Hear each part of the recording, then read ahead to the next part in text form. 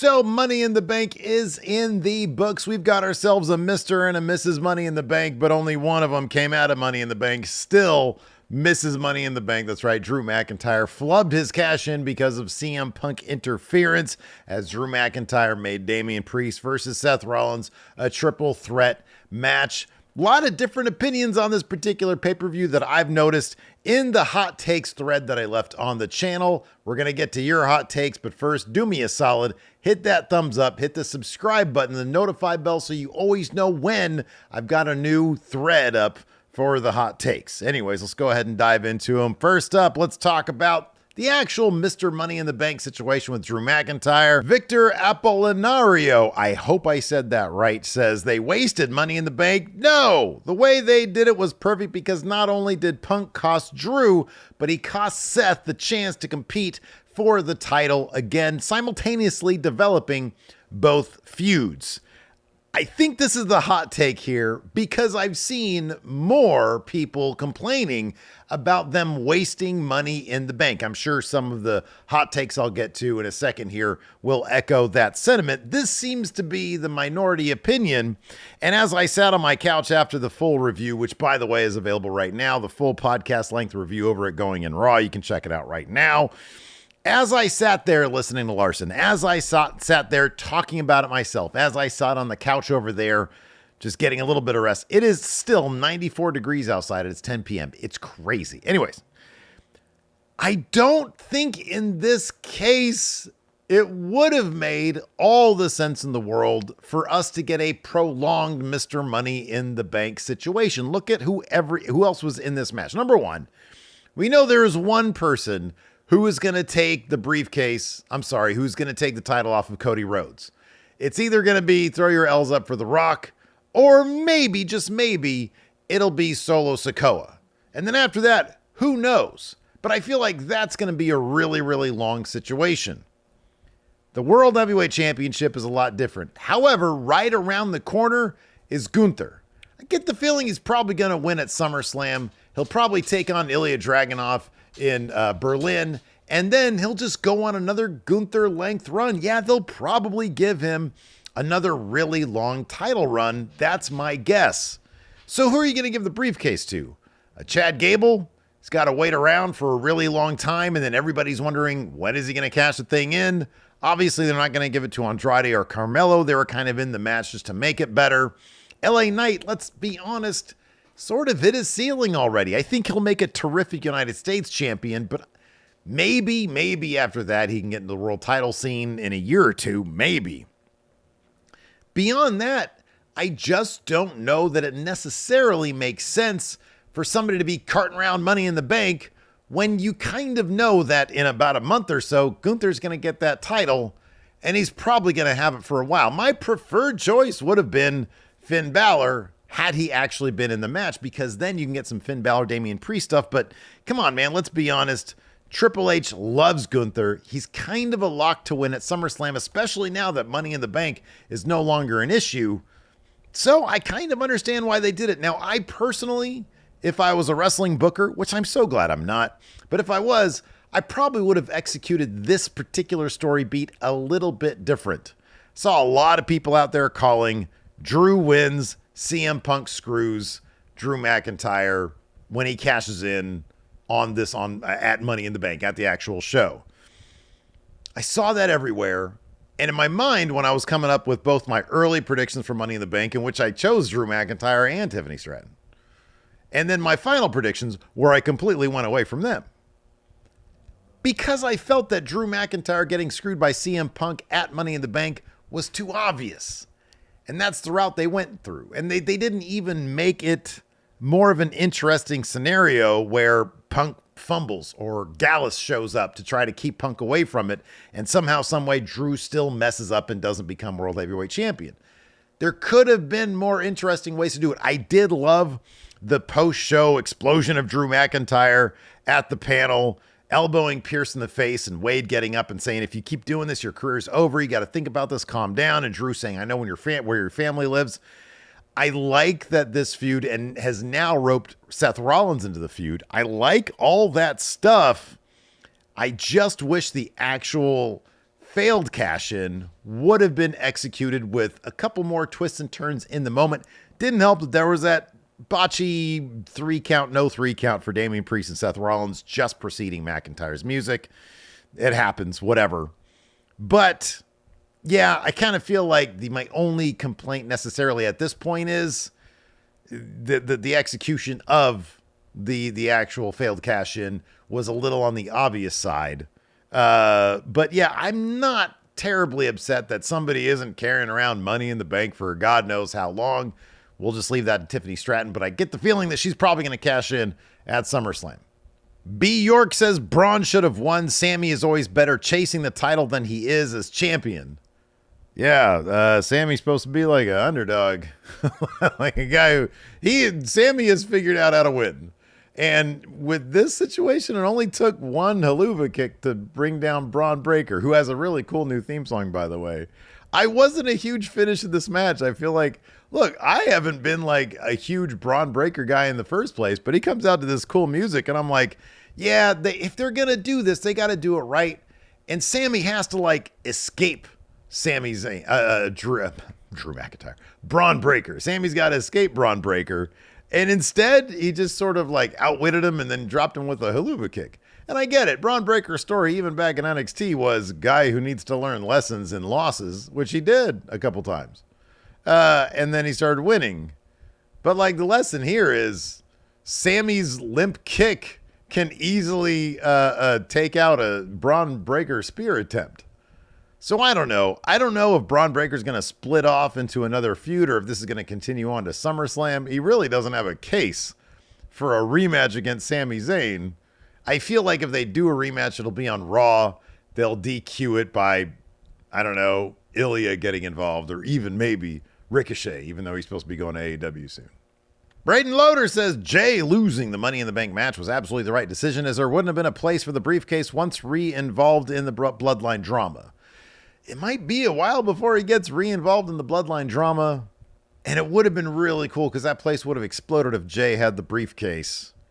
But yeah, I don't know. I feel like it'd be awesome if Jey Uso got that World Heavyweight Championship, but I imagine once he gets sucked back into the Bloodline, it's going to be a while before Jay is not involved in the Bloodline, and I think that's going to happen. Blake Whitehouse says 2 takes. 6-man tags have zero business being on a 5-match premium live event card.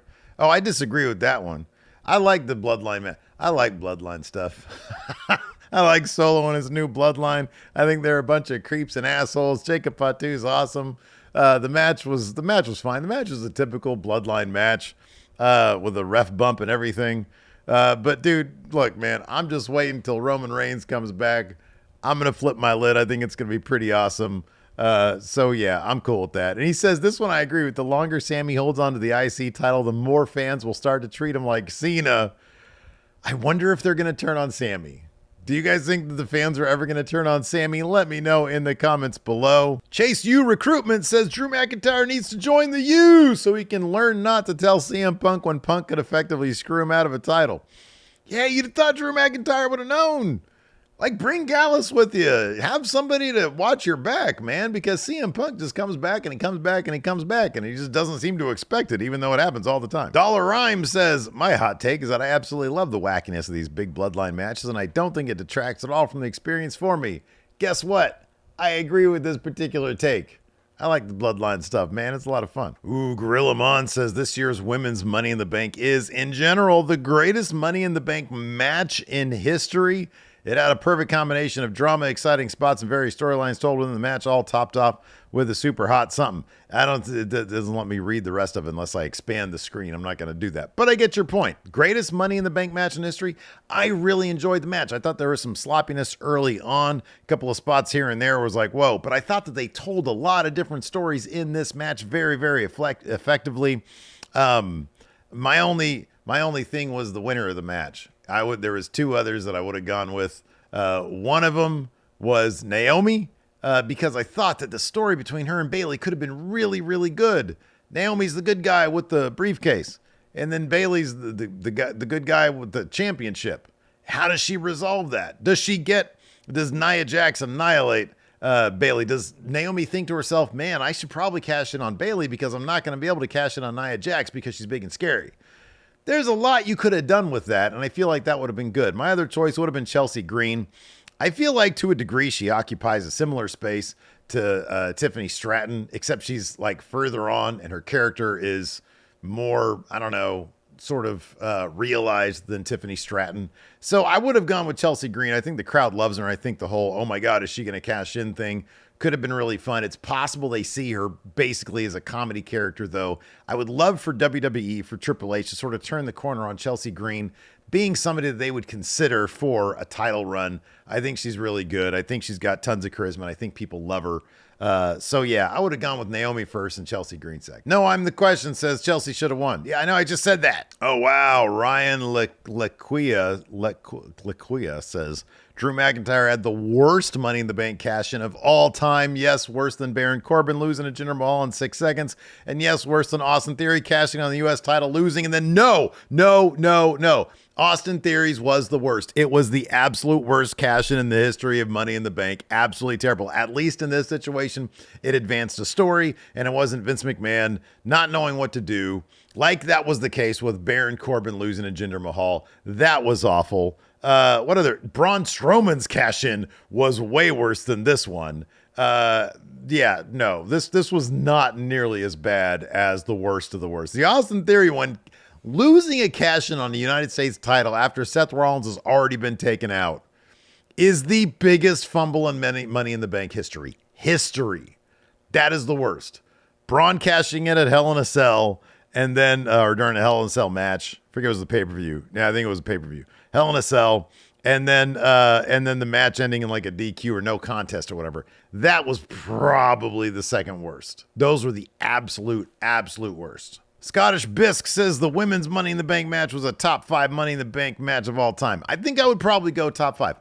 I have a terrible memory, so I'd have to go back and really think about other Money in the Bank matches. I'm sure there's been a couple of really good ones. Ooh, New to This World says Damian Priest not having one clean title defense cheapens his reign. Ooh, I don't know. I kind of feel like I really enjoy the Judgment Day storyline stuff, and that to me makes his reign better. What do you guys think makes for a really good championship reign? Is it like, oh, you got to win this stuff clean? It's all stories, though. It's all like written stuff. So it's not like what happened was really his fault.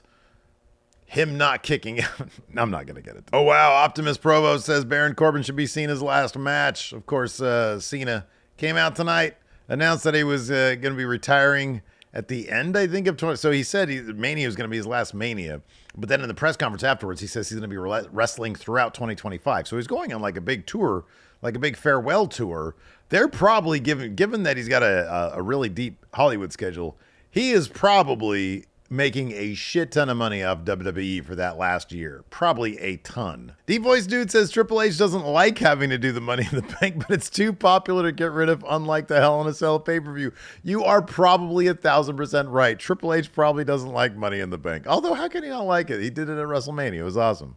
Not him. Damian Priest did it. He booked it at WrestleMania. It was awesome.